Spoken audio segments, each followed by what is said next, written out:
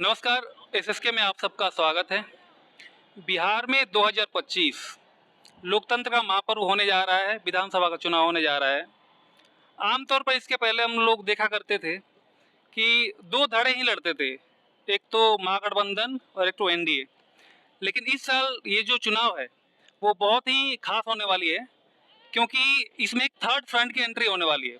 जी हाँ, आप लोग सब इससे अवेयर होंगे कि प्रशांत किशोर जन सुराज नाम का एक अलग पार्टी आया हुआ है, जो कि सनसनी फैला कर रखा हुआ है। पूरे युवाओं में या पूरा सोशल मीडिया पर सनसनी फैली हुई है। ये सनसनी कितनी सच है धरातल पर और कितना इसका असर होने वाले आने वाले चुनाव में, इसको लेकर हम लोग कुछ युवाओं से बात करेंगे। यहाँ पे गांधी मैदान में बैठा है, ऐतिहासिक जो मैदान रहा है हमारा पटना का। तो इस मुद्दे पे कुछ सवालात किए जाएंगे कि पुराने पार्टियों से इतर जो जन सुराज है, इस पे इनको कितना भरोसा है और कितना इनको लगता है कि ये पार्टी कुछ फैक्टर साबित हो सकती है, या बिहार के जो बदलाव में जो जन सुराज जो कह रही है वो कितना कारगर साबित हो सकती है। तो हमारे साथ कुछ युवा हैं। जो चुनाव, आप कितने साल के होंगे पहले? अभी तो मेरा 25 चल रहा है। 25 साल के हैं, मतलब क्या वोट डालते रहे हैं? इसके पहले भी आपने वोट डाला हुआ विधानसभा में, तमाम पार्टियां लड़ती हैं। आपको क्या, किस मायने में ये चुनाव अलग लग रहा है कि प्रशांत किशोर जी के आने से क्या बदलाव हो सकता है और क्या किस मायने में अलग है? आपने विचार रखिए। देखिए, आपने जो कहा कि थर्ड फ्रंट का जो बात आपने जी। कहा, तो पहले तो ये समझिए कि थर्ड फ्रंट को आना ही क्यों पड़ा। बिहार में कोई थर्ड फ्रंट अगर अपनी बात रखना चाह रहा है, क्यों आया? हम लोग तो मतलब ऐसे नहीं ना है कि हम लोग हर बार हर साल पलायन के लिए मजबूर हो जाएं। हम लोग बिहार में भी पीएचडी कर लें तो हमको एहसास होता है कि भाई पीएचडी कर लिए हैं, लेकिन हमको तो जाना पड़ेगा बाहर ही। ये जो युवा का जो 10वीं 12वीं के बाद जो मन में जो क्वेश्चन होता है, वही क्वेश्चन आपको दिख रहा होगा। जो थर्ड फ्रंट प्रशांत जी आए हैं बिहार में, वही उनका जो अभी माहौल बना है, कहीं ना कहीं वो सारे समस्या का माहौल है युवाओं का। जैसे मैं खुद युवा हूँ, मुझे पता है कि भाई अगर हमको बिहार में रहना है, बिहार में काम करना है, तो यहाँ पे अच्छे इंडस्ट्रीज होना चाहिए, आईटी सेक्टर होना चाहिए, जो है कि बड़े बड़े कंपनीज होना चाहिए बिहार में, कि भाई हम लोग को रोजगार दे पाए। सरकारी नौकरी से तो काम चलने वाला नहीं है। और सरकारी नौकरी के नाम पे जो जुमला आपको दिख रहा होगा कि कितना कितना जुमला आ रहा, हर परिवार में सरकारी नौकरी, हर परिवार में। मतलब जितना आप बिहार सरकार का बजट नहीं है, उससे 3 गुना आप बजट कैसे करेंगे और कैसे आप हर परिवार में एक सरकारी नौकरी देंगे? तो वो जुमला है बिहार में। स्टार्टअप इंडिया के नाम पे आप देखिए बिहार में, बिहार के यूथ को क्या मिल रहा है। तो आपने जो कहा कि बिहार में टेक थर्ड फ्रंट हमें देखने को मिल रहा है, और जिस हिसाब से उन्होंने पूरे बिहार में एक तहलका मचाया हुआ है, वो क्यों मचा हुआ है? तो उसका सही सिंपल सा जवाब यही है कि हम लोग अपने समस्या के प्रति जागरूक हो चुके हैं, और जो हमारी समस्या को लेके हमारे सामने रख रहा है, उसको हम लोग आगे देखना चाहते हैं। सबसे बड़ी समस्या है बिहार की पलायन, शिक्षा, रोजगार। और ये 3 चीज को लेकर प्रशांत जी हमारे सामने एक दिन से नहीं, चुनाव के माहौल से नहीं, 2 अढ़ाई सालों से, जब से उनकी पदयात्रा स्टार्ट हुई है, तो गांव गांव जाकर रख रहे हैं। तो हम लोग को कहीं ना कहीं एक अंदर विश्वास हो चुका है कि भाई कोई है, एक सुनने वाला आया है, उनको इस बार देखा जाए। आपने पलायन की बात की, आपने शिक्षा रोजगार की बात की, तो इतने सारे चुनाव हुए हैं, क्या आप लोगों को याद है कि ये बाकी सारे मुद्दे जो पहले ये सब मुद्दे होते थे या नहीं होते थे? आपको क्या लगता है कि इस बार ये सब मुद्दे नए हैं या पहले भी होते थे लेकिन उतने कारगर साबित नहीं हुए? देखिए, पहले तो ये पहले जितने भी चुनाव हुए हैं उनमें बस दो ही मुद्दा होता था। क्योंकि जो भी जैसे कि एनडीए है, एनडीए में जो भी पार्टियाँ थी तो वो महागठबंधन को दोष देती थी हमेशा कि आपके यहाँ जंगल राज था, जंगल राज था। जंगल राज वाले अब बोलते थे कि यहाँ पे तो वो भी भ्रष्टाचार से लिप्त है। लेकिन पलायन जो सबसे बड़ा बिहार का मुद्दा है, जो शिक्षा के क्षेत्र में है, रोजगार के क्षेत्र में है, चाहे लेबर के क्षेत्र में हो। आप देखिए कि अगर ठीक है, मैं अगर शिक्षित हूँ तो मैं कहीं भी अपना भरण पोषण कर ले रहा हूँ, लेकिन बिहार में एक ऐसा तबका है जिसका पीढ़ी दर पीढ़ी पलायन कर रहा है। पहले उसके दादाजी पलायन किए, अभी उसके पिताजी कर रहे हैं, और आने वाले समय में उसके जो छोटे छोटे बच्चे हैं वो भी तैयार हो रहे हैं पलायन होने के लिए। तो सबसे बड़ा मुद्दा पलायन है। तो पलायन के लिए जो प्रशांत जी ने जो बिगुल फूका है, जो आज देखिए कि सब अपने मैनिफेस्टो में डाल रहे हैं कि पलायन ही रोकना है, पलायन ही रोकना है। तो सर, अगर मेरे जय बोलने से अगर पूरी भीड़ जय बोल रही है तो कहीं ना कहीं मेरे अंदर कुछ तो काबिलियत होगी। वैसे ही प्रशांत किशोर अगर पलायन की बात कर रहे हैं और उनको देखते हुए अगर अन्य पार्टियां अगर पलायन चिल्ला रही हैं, तो कहीं ना कहीं प्रशांत किशोर में उस पलायन को बदलने का, रोकने का जज्बा है। सक्षम है वो, इसीलिए हमें प्रशांत किशोर बेहतर लग रहे हैं, सबसे बेहतर। लेकिन मोदी जी तो कह रहे हैं कि वो 20 साल रहने के बाद भी पलायन आप रोकेंगे। सर देखिए, मोदी जी का क्या है, बिहार में कोई बीजेपी का बड़ा चेहरा बताइए। आप मेरे गांव चले जाइए, मेरा गांव कैमूर डिस्ट्रिक्ट में जागे बराव गांव है, वहाँ पे अगर बीजेपी के, बिहार बीजेपी का कोई एक आप नाम अगर पूछ लीजिए नेता का, तो कोई नहीं बता पाता है। तो बिहार में बीजेपी किया ही क्या है, आप ही बताइए। नीतीश जी के कंधे पे बंदूक रख के अपना काम गिनवाते हैं। हाँ, नीतीश जी देखिए स्टार्टिंग में 5 साल जब थे, जब उनको बहुमत मिला था, कितने अच्छे से उन्होंने बिहार को चलाया था, ये सब जानता है। लेकिन जब से बीजेपी उनके साथ अलायंस हुई एंड आरजेडी उनके साथ अलायंस हुई, तब का आप कार्यकाल देख सकते हैं कितना अच्छा बिहार चला है। कुछ नहीं चला है। तो मोदी जी बिहार में जब आ रहे हैं, तो बिहार के जनता को भी उनसे पूछना चाहिए कि आप कुछ मत करिए। हम भी कह रहे हैं कि आप कुछ मत करिए, बस पलायन रोक के दिखा दीजिए। वो बहुत जरूरी मुद्दा है यहाँ के लोगों के लिए। मतलब युवाओं के लिए सबसे बड़ा मुद्दा पलायन ही है आज। देखिए जी। नीतीश जी, लालू जी सभी किसी पार्टी का कटाक्ष नहीं कर रहे हैं, लेकिन ये सभी कहते हैं कि हमने बिहार में विकास किया है। हम मानते हैं नीतीश जी आपने विकास किया है, मोदी जी आपने विकास किया है, लालू जी आपने विकास किया है, लेकिन तभी भी बिहार सबसे पिछड़ा राज्य में है। शिक्षा में भी सबसे पिछड़ा है, लिटरेसी रेट भी सबसे पिछड़ा है, नगर विकास सूचकांक में भी हम लोग पीछे हैं, ह्यूमन डेवलपमेंट इंडेक्स में भी हम लोग सबसे पीछे हैं। तो मतलब आप जिस आधार पे कहते हैं वो आधार क्या है, हमको वो बता दीजिए कि आप किस आधार पे कहते हैं कि बिहार में हमने विकास किया है। अगर विकास किया होता तो शायद हम लोग इतना पिछड़े नहीं होते। और सभी राज्यों में आप कंपेयर करिएगा, सभी राज्यों से भी हम लोग सबसे पिछड़े हैं। और एक बात और कि आप एक बात कह रहे थे कि बिहार में सबसे ज़्यादा पलायन है, पहले क्यों नहीं इस मुद्दा पे होता था बात। आपको हम बता देते हैं कि जब बिहार, जब सभी राज्य आगे हो रहे थे या सभी राज्य डेवलपमेंट की रास्ते पे चल रहे थे, तब बिहार उस समय क्या कर रहा था। 1990 में आप लोगों को पता होगा, प्राइवेटाइजेशन, ग्लोबलाइजेशन, वैश्वीकरण, निजीकरण और उदारीकरण आया था, जिसमें हम लोग अपनी अर्थव्यवस्था को खोले थे। उस समय भारत क्या कर रहा था, जितने भी भारत के कोस्टल एरियाज वाले राज्य थे, उन्होंने बाहर देश की कंपनी को आकर्षित करने के लिए अपने अपने राज्य में स्पेशल इकोनॉमिक जोन बना के दिया। उन्होंने टैक्स में कटौती की, तो आज उन राज्यों में फैक्ट्रियां लगी हैं, उन राज्यों में विकास आपको उस तुलना में ज़्यादा दिख रहा होगा। आप देख लीजिए कोलकाता, देख लीजिए बम्बई, जितने भी कोस्टल एरियाज हमारे राज्य में एक नज़र घुमाइए, वहाँ देखिए विकास, और बिहार में देखिए विकास। बिहार उस समय क्या कर रहा था, बिहार उस समय जंगल राज देख रहा था। लालू जी ने या जो भी उस समय सरकार थे, उन्होंने किसी भी स्तर का कोई भी प्रयास नहीं किया कि बिहार में हम फैक्ट्रियों को बुलाएं, यहाँ पे स्पेशल इकोनॉमिक जोन बना के दे, यहाँ पर उद्योग लगाएं, लघु उद्योग को बढ़ावा दे। ऐसा कोई भी स्तर का प्रयास नहीं हुआ। यही कारण है कि आज हम लोग इतने पिछड़े हैं। और कहीं ना कहीं जो हमारे लोग हैं, बिहार के लोग हैं, इनको 10,000 12,000 रुपए के लिए बाहर उन्हीं फैक्ट्रियों में जाना पड़ता है जो आज से 1990 में उन्होंने लगाई थी। तो अगर ये चीज़ ये उस समय कर दिए होते तो शायद ये दिन ना देखना पड़ता हमें। मतलब कि जो मुद्दे प्रशांत किशोर जी कह रहे हैं, वो आपको लगता है कि वो वैलिड है और उसके पीछे जनता जाएगी? क्या आप क्या कहना चाहेंगे? हाँ, जाहिर सी बात है। अगर जैसा कि उन्होंने बताया कि जब उनके पीछे इतनी ज़्यादा मास क्राउड आ रही है, तो कुछ ना कुछ तो रीज़न है।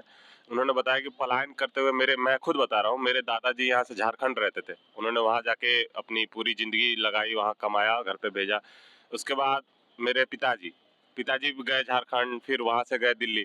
और मैं भी, अब मेरा जो उम्र हो गया है 25 साल 27 साल, उसके बाद मुझे यहाँ तो कुछ अपॉर्चुनिटी मिल नहीं रही है। मैंने ग्रेजुएशन की पढ़ाई कर ली, हर तरीके से संपूर्ण हो गए, लेकिन यहाँ कुछ नहीं मिला, तो मुझे भी कहीं ना कहीं दिल्ली मुंबई जाना ही पड़ेगा। तो बात में दम तो है। आप देखिए, अभी ट्रेनों की स्थिति आपने देखी होगी। इसके बावजूद यहाँ आके अमित शाह जी कहते हैं कि बिहार में फैक्ट्री लगाने के लिए ज़मीन नहीं है, और उस दूसरी तरफ आप अपने मैनिफेस्टो में डालते हो कि हम हर डिस्ट्रिक्ट में, हर ब्लॉक में रोजगार देंगे और फैक्ट्री लगाएंगे। तो ये किस तरीके का मैनिफेस्टो है? कौन बनाता है इनका मैनिफेस्टो? हमें तो आज तक ये पता ही नहीं चला। मोदी जी आज के रैली में भी आके यही कह रहे हैं कि हम आप गुंडा राज और जंगल राज के अगर दोबारा वोट दोगे तो फिर से गुंडा राज आएगा, जंगल राज आएगा। तो हमेशा डर देखने के लिए तो हम लोग बने नहीं है ना। हमें अब लड़के अवेयर हो गए हैं, उनको रोजगार चाहिए, उनको शिक्षा चाहिए, उनको अपने घर परिवार फैमिली के साथ रहना चाहिए। वो जाते हैं साल भर 6 महीने में एक बार अपने बीवी से, अपने पत्नी से, अपने माँ बाप से मिलने के लिए आते हैं। तो ये कहीं ना कहीं बिहार की भयावह दृष्टि को दर्शाता है। और इसी मुद्दे को इस बार जो भी उठाएगा, युवा उसके साथ होगा।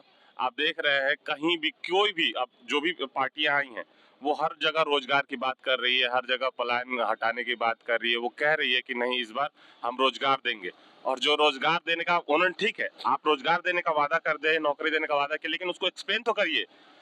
मीडिया जाके उनसे पूछ रही है कि आप कैसे 1 करोड़ रोजगार दोगे, कैसे हर घर को नौकरी दोगे, तो वो बोल रहे हैं कि हमारा thinking out of the box है। मैं किसी को टारगेट नहीं कर रहा, लेकिन एटलीस्ट आप जनता को समझाइए किस मुद्दे पे आप लोग आके वोट दे। हम सोशल मीडिया पर डेली देख रहे हैं, मतलब हर चैनल जाके उनसे पूछ रहा है कि भाई जनता जानना चाहती है, क्योंकि जब नीचे न्यूज चैनल जाएगी तो आप उनसे पूछेगा कि आप जो दे रहा है इस तरह का जो भी मैनिफेस्टो बनाया उनसे जाके पूछिए।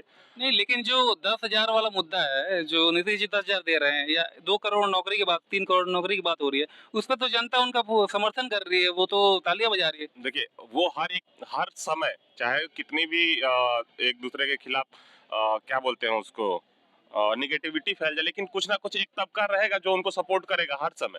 लेकिन क्या वो वैलिड है? क्या आप जो 10,000 रुपए दे के इतना ज्यादा कर्ज में डुबा रहे हैं बिहार एक तो पहले से गरीब है, लेकिन ऊपर से भी आप 10-10 हजार रुपया दे के बिहार को और गर्त में ले जा रहे हैं। आप सोचिए आने वाली पीढ़ी के ऊपर कितना कर्ज बढ़ेगा, ये भी तो हमें देखना पड़ेगा।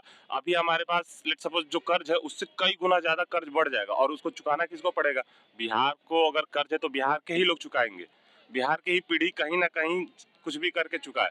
लोग हम दुबई जाके कमा के भेज रहे हैं, उसका टैक्स चुकाना पड़ रहा है। बिहार से बाहर जाके अलग अलग राज्यों में जो कमा के पैसा भेज रहे हैं वो कहीं ना कहीं टैक्स के तौर पे हम सरकार को देंगे, और सरकार वो पैसा फिर कर्ज के रूप में चुकाएगी। तो घाटा ओवरऑल हमारे पीढ़ी दर पीढ़ी को ही झेलना पड़ेगा। आप अभी इस बात को जो लोग समझ जाएंगे, समझ जाएंगे वो क्वेश्चन पूछेंगे सरकार से, और आने वाले समय परिवर्तन भी दिखेगा। तो इस बार योजना नहीं है जो आप कह रहे थे कि योजना है, इस योजना के तहत महिलाओं को लाभ हो रहा है और 10,000 रुपया दिया जा रहा है, तो ये योजना अगर रहती तो भाई ये 5 साल पहले क्यों नहीं था? आप चुनाव आता है, चुनाव के ठीक आप 10 दिन या 15 दिन पहले 10-10 हजार रुपया दिवा देते हैं। तो क्या आपको लगता है कि ये जो अगर जितने ये भी ये योजना इतना ही प्रशांत किशोर का प्रेशर है कहीं ना कहीं? नहीं, प्रेशर तो पूरा ही है। वो प्रेशर देखिए, लोकतंत्र में एक दबाव समूह प्रेशर ग्रुप होना बहुत जरूरी है। आज ये प्रेशर ग्रुप है तभी आपका जो है कि वृद्धा पेंशन है 1100 रुपया हुआ 400 से। ये प्रेशर ग्रुप है तभी आपका 125 यूनिट बिजली फ्री हुआ आपका। तो प्रेशर ग्रुप आप समझिए कितना इम्पोर्टेंट है। आप ये जो कह रहे हैं कि ये योजना बहुत अच्छी है, या योजना हम चाहते हैं कि पूरे बिहार में लागू हो, तो भैया ये योजना इतनी ही अच्छी तो पूरे देश में क्यों नहीं लागू हो जाती?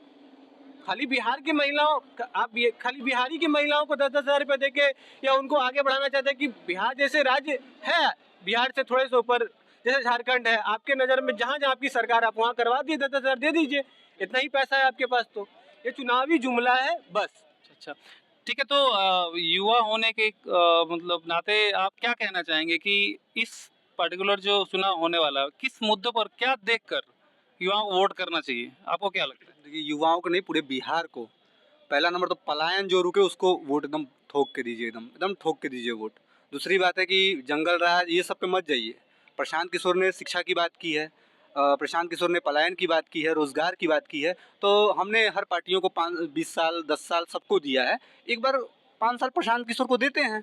अरे नहीं होगा आप चेंज कर दीजिएगा। मैं प्रशांत किशोर कोई हितैषी नहीं हूँ, मैं प्रशांत किशोर का कोई माला नहीं जपता हूँ, लेकिन पहला व्यक्ति जो है जो मुद्दे की बात करता है, आप अपने इर्द गिर्द दिखा लीजिए। जितने भी ये लोग आए हुए हैं, औरतें आपको दिख रही हैं, इस सबके पति जाके बाहर 2-2 साल 3-3 साल जाके बाहर खट रहे होंगे, इनसे जाके पूछिएगा। तो गलती हमारे में भी है कि हमको लालच मिलता है या हम लोग झंडा ढो लेते हैं, लेकिन ये जितने भी लोग आए हुए हैं ना, इसमें से 50% से ज़्यादा लोगों के जो घर के सवांग है वो बाहर अभी खट रहे होंगे या छठ में आए होंगे कि वोट करके जाएंगे। तो हमारा मेन मुद्दा पलायन है, क्योंकि देखिए जो पढ़ रहा है वो कहीं ना कहीं एडजस्ट हो जाएगा, यहाँ नहीं होगा कहीं और होगा। लेकिन जिसके पास कुछ नहीं है, ना खेत है ना पढ़ाई है, वो एक बहुत बड़ा तबका बिहार में है, तो उनके लिए तो देखिए स्टैंड लेना ही होगा सबको। देखिए, हमको एक बात पे बहुत बुरा लगा, 2 दिन 3 दिन पहले मोदी जी आए थे छपरा में, उनका भाषण आप सुनिएगा। तो उन्होंने कहा कि जो लोग बाहर से आए हैं, अपने परिवार से मिल रहे हैं, भाइयों मेरा एक संदेश उन तक पहुंचाना, उनको कहना कि 6 तारीख को वोट देकर ही जाना। मतलब रहना मत। कहीं ना कहीं आप समझ रहे हैं कि बिहार में पलायन है और हम नहीं रोक सकते इसको।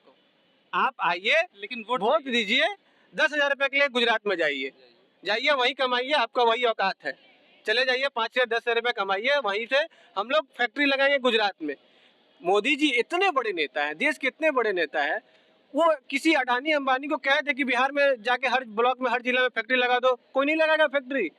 मंशा ही नहीं है उनकी, या कोई भी पार्टी की मंशा ही नहीं कि बिहार को चाहते कि भाई इसी जैसा है वैसे ही रहे, हमको वोट से मतलब है, वोट के समय आएगा जुमला देंगे, वोट लेंगे, हमको वोट से मतलब। जैसे उस भाषण में स्पष्ट कहा है उन्होंने कि वोट देकर ही जाना। तो ये चीज़ हमको बहुत खराब लगा। हम समझते थे कि उतने परिपक्व नेता हैं, लेकिन आप समझिए कि उनकी परिपक्वता बिहार में आके कहाँ चली जाती है। बिहार में आते हैं तो जाति की बात करते हैं, वहीं आप जाइएगा गुजरात में तो आप निफ्ट सिटी की बात करिएगा, बुलेट ट्रेन की बात करिएगा। बिहार आते ही आपको जो है कि यहाँ पे जाति दिखने लगता है, यहाँ पे जंगल राज दिखने लगता है। ठीक है, जंगल राज है, मानते हैं 1990 में रहा, अभी भी है जंगल राज। अभी अगर नहीं रहता तो मोकामा में जो हत्याकांड हुआ ये हो पाता? आप ही के राज में हुआ ना ये चीज़। तो कहाँ पे, तो वहाँ पे क्या एक एएसआई का गला रेत के मार दिया गया, ये भी तो जंगल राज का ही पार्ट है ना। हाँ, मार दिया गया। तो आप समझिए कि मतलब हम लोग मोदी जी समझ चुके हैं, यहाँ पे हम लोग यूथ हैं, हम लोग जानते हैं कि भाई हम लोग को किस मुद्दा पे वोट देना है, और इस तरह से हर बार हम लोग जुमला में नहीं आने वाले। अच्छा, कहीं ना कहीं जो युवा है वो जाति से ऊपर उठकर मतलब बातें सोच रहे हैं। मोदी जी ने एक बड़ी अच्छी बात कह दी कि हम लोग 1 GB डेटा फ्री दे रहे हैं कि युवा रील देखेंगे। तो वही रील देख के हम युवा मोदी जी को बताना चाहते हैं कि हम लोग अवेयर हो चुके हैं, और इस बार उस रील का ताकत मोदी जी को बहुत अच्छे से दिखेगा। हम लोगों ने जो दिन भर बैठ के रील देखा है, उससे इतने ज़्यादा अवेयरनेस हम लोगों के अंदर आ गई है, जो 6 तारीख और 11 तारीख को जो बटन दबेगा, उससे उनको पता चल जाएगा कि इस बार क्या माहौल। मोदी जी ने फ्री डेटा दे के हम लोगों को बहुत ज़्यादा अवेयर कर दिया, तो इस बार उसकी ताकत उन मोदी जी को दिख जाएगी। और मोदी जी ना चाहते हुए भी अगली बार से ऐसी भाषा का प्रयोग तो नहीं करेंगे बिहार में खास करके। अमित जी, एक और लाठी का भी तो बदला लेना है। जितना चलाए हैं हम लोग के ऊपर, यहाँ गोलंबर पे, कभी वहाँ पे परीक्षा पेपर लीक करवा दिए, तो हम लोग जाते हैं आपसे न्याय मांगने के लिए। तो जितना लाठी चलाए तो युवा तो इस बार सब मन में रखा है, भूलेगा कोई नहीं, मन में तो रखे ही। हम लोग ये उसी समय ये सोच के रखे थे कि अच्छा साल भर बाद चुनाव है, इसका बदला तो हम लोग वही लेंगे। तो जितने युवा हैं हमारे साथी, याद कर लीजिए कि आपके पीछे जब लाठी पड़ी थी तो कितना दर्द हुआ था, बहुत लोग हॉस्पिटल में भर्ती हुए थे, चप्पल छोड़ छोड़ के भागे थे। तो भूलने वाला चीज नहीं है। यही वो गांधी मैदान है जहाँ पे हम लोग को भगा भगा के मारा गया था। यही वो आगे वो चौक है, वहाँ उसी चौक पे हम लोग पे जो है कि लाठी बरसाई गई थी, भगा भगा के मारा गया था। ठीक है, तो हम लोग वो चीज भूलने वाले नहीं है। पेपर लीक होता है तो हम लोग आपसे न्याय मांगने जाते तो आप लाठी चलाते थे, तो अब भूलेंगे नहीं हम लोग, उसका बदला वोट में लेंगे हम लोग। बिल्कुल। तो देखिए, सोशल मीडिया पे और काफ़ी जगह पूरा मतलब तहलका मचा हुआ है जन स्वराज का, और काफ़ी बातें हो रही हैं। तो क्या लगता है